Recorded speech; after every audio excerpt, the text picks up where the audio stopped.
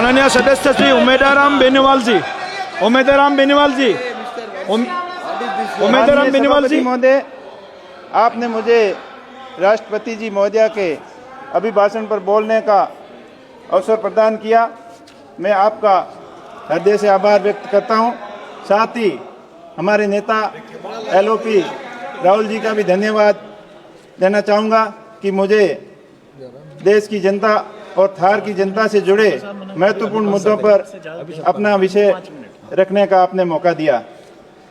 राष्ट्रपति महोदया के अभिभाषण से सरकार की नीतियों, उपलब्धियों, योजनाओं का उल्लेख किया गया, जो लोकतंत्र की एक महत्वपूर्ण परंपरा है।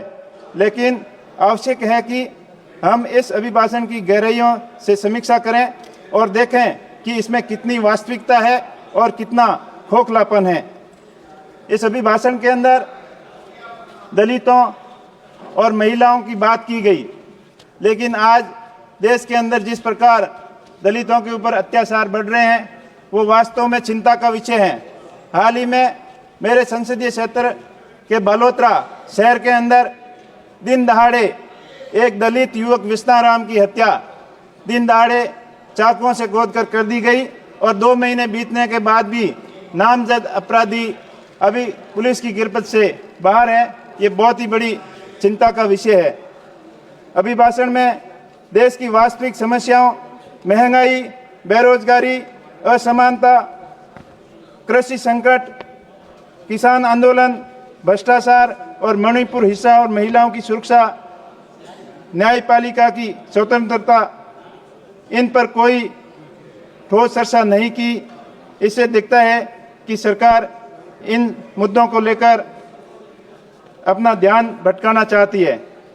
मैं किसानों की बात करूंगा।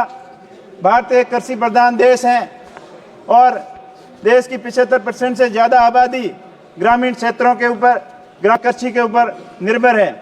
हाल ही में देश के अन्नदाता की हालत बहुत खराब है। सत्ता पक्ष की ओर से बार बार किसानों की आय दुगनी करने के कई वादे किए गए और 2022 तक किसानों की आय दुगनी करने का वादा बार बार दोहराया गया, लेकिन 22 निकलने के बाद भी आज किसानों की आय दुगनी के बजाय किसानों की आय आधी रह गई है। किसान बहुत ही संकट में है। सिंचाई का पानी किसानों को समय पर नहीं मिलता, बिजली समय पर नहीं मिलती। माननीय प्रधानमंत्री जी ने वहाँ बाड़मेर के अंदर 2014, 2018, 19, 23 4 बार ये वादा करके आए थे कि मेरे किसान भाइयों और बहनों, गुजरात के कच्छ के अंदर आम और अंगूर हो सकते हैं, तो बाड़मेर के थार क्षेत्र के अंदर आम और अंगूर की खेती क्यों नहीं हो सकती? हो सकती थी, लेकिन आपकी नीति सही नहीं थी। आपने किसानों को सपना दिखाया कि माही बांध की कैपेसिटी बढ़ाकर आपके क्षेत्र के अंदर नहर लाएंगे, पीने के पानी की व्यवस्था पूरी करेंगे, लेकिन वो खाली सपने ही रह गए। आज भी किसान पानी के लिए परेशान है, बिजली के लिए परेशान है, पूरी संकट के अंदर है किसान। अब मैं बात करूं, राष्ट्रपति जी ने अभिभाषण में JJM के बारे में जिक्र किया, जल जीवन मिशन योजना के बारे में।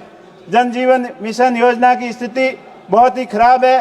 सरकार के हजारों करोड़ रुपए खर्च होने के बावजूद भी धरातल के ऊपर उसका काम नहीं दिख रहा है।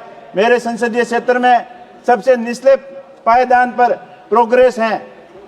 कई जगह लाइनें डाल दी गई, लेकिन उसमें पानी का अता पता नहीं। कंस्ट्रक्शन इतना घटिया निर्माण है, सही योजना का सही प्लानिंग नहीं होने की वजह से किसानों को पीने का पानी नहीं मिल पा रहा है और साथ ही साथ पशुओं के पानी के लिए कोई गणना नहीं की गई है। मान्यवर, यही हाल किसानों को बिजली का है। आज देश के 75 साल बाद में, आज़ादी के 75 साल बाद लाखों घर देश के अंदर आज भी अंधेरे के अंदर अपना जीवन यापन कर पा रहे हैं। मेरे संसदीय क्षेत्र में 70,000 से अधिक लोग आज भी अंधेरे के अंदर जी रहे हैं। मेरा सरकार से मांग है कि अंधेरे के अंदर जीवन यापन करने वाले लोगों को बिजली के कनेक्शन मुहैया करवाए और RDSS स्कीम के अंतर्गत बिजली तंत्र को मजबूत किया जाए, ताकि आने वाले समय में बिजली संकट से मुक्ति मिल सके।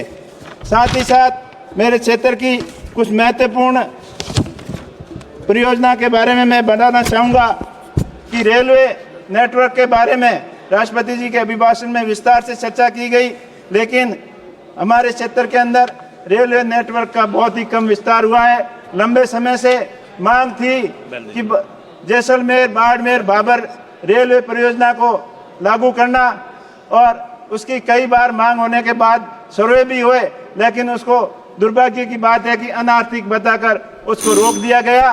तो मेरा सरकार के माध्यम से मांग है कि इस महत्वपूर्ण परियोजना के बारे में विचार किया जाए, और साथ ही साथ बाकासर के अंदर ड्राई पोर्ट बनाकर राजस्थान के अंदर जो इंपोर्ट एक्सपोर्ट को बढ़ावा देने के अंदर सहायता दी जाए।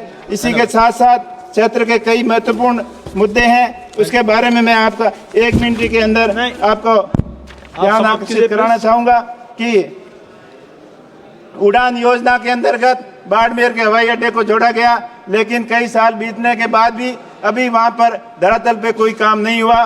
साथ ही साथ वहां प्रधानमंत्री आवास की स्थिति बहुत ही खराब है, दयनीय है, और इतनी राशि कम होने के बाद कोई किसान छात्र योग्य अपने आवास का निर्माण नहीं करा पा रहा है। तो मेरा आपके माध्यम से मांग है कि प्रधानमंत्री आवास की में कम से कम अब 5 लाख रुपए किस्त की जाए, और साथ ही साथ सांसद निधि को भी बढ़ाया जाए, जो माननीय सदस्य श्री हेमांग जोशी जी 50 करोड़ किया जाए। आपने मुझे बोलने का मौका दिया, आपका बहुत बहुत आभार, धन्यवाद। हेमांग जोशी।